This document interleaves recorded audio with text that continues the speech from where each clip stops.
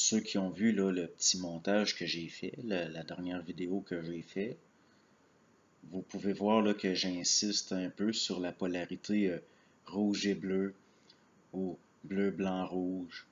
Et si vous observez par exemple là, les gyrophares des policiers, ce n'est pas pour rien que c'est rouge et bleu, c'est à cause de l'effet que ça a sur le système nerveux. C'est tout étudié, ça.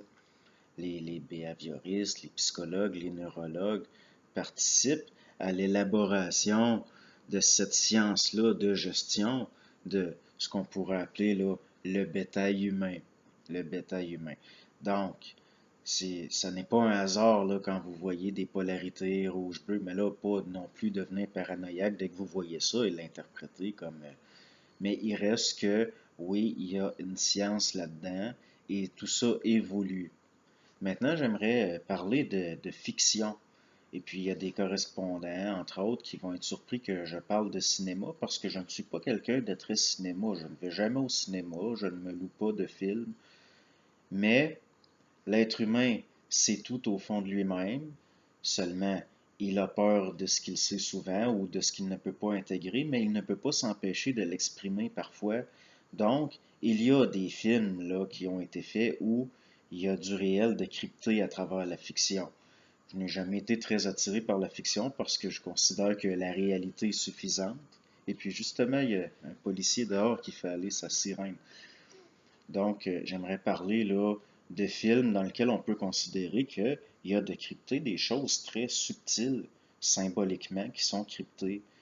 Donc, le premier film dont je pourrais parler, c'est dans les années là, fin 90. J'ai des amis qui m'avaient traîné au cinéma. Quand je vais au cinéma, d'habitude, c'est parce que on m'y amène. Là. Il y a des gens qui veulent sortir, ils veulent aller au cinéma. Et puis bon, il y avait ce qu'on appelle un midnight. C'était un programme triple qui commençait à minuit et qui s'étirait toute la nuit. Il y avait 3 films. Et les amis avec qui j'étais voulaient voir le Loup-garou de Paris, là, un remake cheap, un navet, là, qui est un remake du Loup-garou de Londres. Ça me tentait pas de voir ça, mais je les ai accompagnés pareil. Mais dans le programme, il y avait un autre film qui a été traduit au Québec, là, comme le titre, c'est Cité obscure ou Dark City là, en France et en anglais. Et je m'attendais pas du tout à ça. Et j'ai vraiment là, été rivé sur l'écran. Là. Je ne dois pas avoir cligné des yeux de tout le long du film. Et il y a là-dedans du réel décrypté, mais qui va au-delà là, de. C'est très surprenant là, que des scénaristes aient pu là, faire quelque chose comme ça. Puis si je vais mettre là, les bandes annonces des films dont je parle, je vais les mettre dans la description parce qu'il y a des films que, si vous vous intéressez à certaines choses là, que j'aborde, ça peut être une bonne chose de les voir parce que c'est très parlant. Ça parle. Et puis bon, si pour une fois la fiction peut servir à autre chose que faire vibrer l'âme, là, mais qu'elle peut servir aussi à intégrer certaines choses par une compréhension du symbolisme, c'est-à-dire en allant au-delà du symbole, c'est-à-dire au-delà de la forme, bien ça peut être une bonne chose. Ça peut être une bonne chose. Donc, un autre film là, que je considère un message. Mon père avait vu ça, il avait adoré ce film-là au point où il en avait acheté le DVD, il voulait que je le voie à tout prix. Mais moi, au début, je l'ai trouvé mauvais, ce film-là. Et puis, c'est souvent le cas avec les films, comme je vous parle, qui est du réel de crypté dedans. Ça va être un échec souvent là, au box-office, mais par après, ça devient des films cultes. Comme s'il y avait là, un besoin d'un temps d'intégration d'un certain public spécifique qui justement est capable là, de décrypter le film. C'est le film de Box, La boîte. Et puis il a fallu que je le réécoute plusieurs fois pour me rendre compte que oui, il y a du réel décrypté là-dedans. À un moment donné, il y a un personnage là, qui le joue. Il dit j'ai été frappé par la foudre et maintenant je suis en communication avec ceux qui dirigent la foudre. Et ça m'avait marqué là, ça m'a frappé quand il a dit ça, le personnage. Il y a aussi, euh, vous savez, dans l'Exorciste 3, à un moment donné, il y a une vieille dame sénile dans un hôpital qui parle d'une radio, puis elle dit c'est un téléphone, mais beaucoup de gens confondent les deux. Il y a là quelque chose de qui peu, bon, au niveau, là, la télépsychie, bon, d'intéressant. Troisième film, un message où il y a à mes yeux, là, il y a du réel décrypté dedans, c'est Donnie Darko. Donnie Darko, qui est un film que j'ai vu, ça fait quand même longtemps, mais ça fait longtemps parce que j'avais la télévision dans ce temps-là. Je pense que j'ai vu ça à super écran. Et j'avais été vraiment frappé. C'était, c'est un film réellement à part. C'est quelque chose d'à part. Et puis, j'ai un voisin qui se promène. Et moi, je vous recommande là, ces trois films-là. Donc, Dark City, là, qui est pour moi, il y a beaucoup de gens qui vont se référer à La Matrice. Moi, La Matrice, j'ai jamais été capable d'écouter ça. Je trouve ça ennuyant. C'est, ça ne me parle pas. Mais ce film-là, Dark City, à mes yeux, est beaucoup au niveau là, de ce qui est crypté symboliquement, est beaucoup, beaucoup, beaucoup plus proche du réel.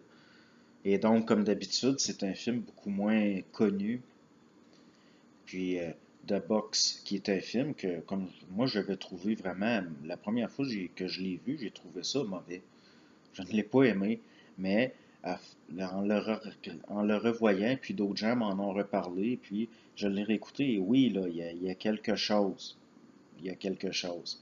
Et Donnie Darko, là, que moi, dès que j'ai vu ce film-là, j'ai fait partie, là, tout de suite de. C'est devenu un de mes films cultes. C'est devenu un de mes films cultes. Et au niveau du symbolisme dans le cinéma, où il y a quelque chose de crypté, d'exprimé, qui est lié à des réalités au fond, mais qu'on exprime symboliquement, il y a le symbolisme, là, comme pour The Box, de la boîte, qui est lié entre autres à la peur, et puis c'est un symbole qui revient souvent dans le cinéma. Ceux là, qui ont vu Phantasm, le film de 1976, là, Fantasme avec Angus Scream, et ce sont des acteurs peu connus là, qui jouent là-dedans, mais il y a une scène là, où le personnage principal, qui est un jeune homme là, de 13-14 ans, va chez une voyante et lui fait mettre une main dans une boîte, et c'est lié à lui expliquer là, la peur, le problème de la peur. Et puis, on parle des fois là, dans le domaine là, des sujets que j'aborde de commencer à penser en dehors de la boîte. Mais pour commencer à penser en dehors de la boîte, il faut s'être mis, là, si on peut dire, la main dans la boîte.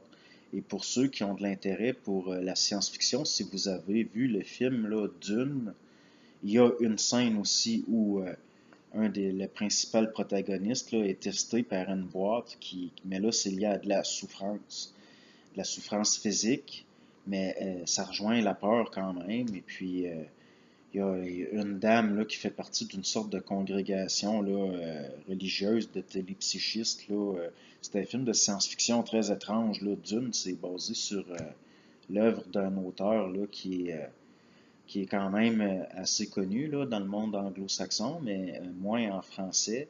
Mais il y a des remakes qui ont été faits. Là, ne regardez pas ça, ce n'est pas bon. Ben, ce n'est pas bon. Je ne suis pas un critique de cinéma, là, mais puis en plus, je ne les ai même pas vus, mais je me réfère là, aux films des années 80, là, pas à ce qui a été refait, parce que si je me fie à ce qu'on m'en a dit, là, les remakes sont bons. Donc, je vais vous mettre les bandes annonces de Dark City, de Box et de Donnie Darko. Je vais les mettre dans la description.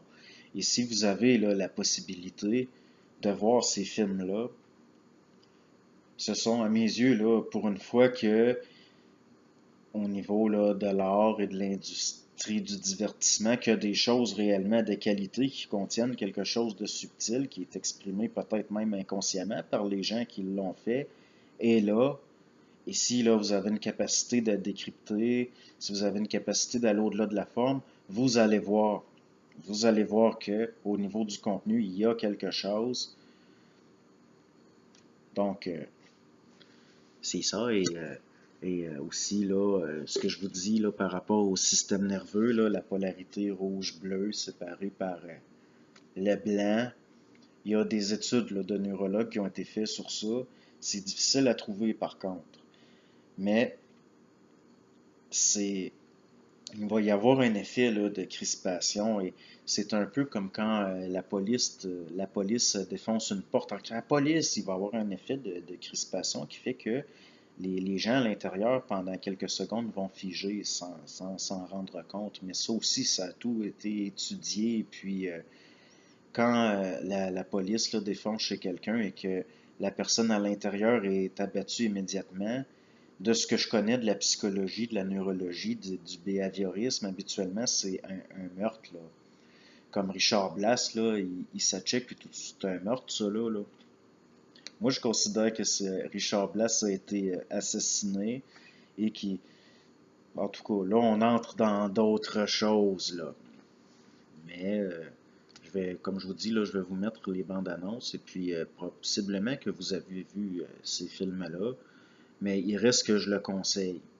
Je le conseille là, en fin de semaine, si vous n'avez rien à faire, là, ça peut, pour une fois là, que le cinéma n'est pas juste, il y a tellement de stupidité de produits, il y a tellement de choses insignifiantes qui ne servent absolument à rien. Le divertissement, souvent, est un peu comme une diversion de la conscience, mais là, pour une fois, il y a quelque chose pour vrai.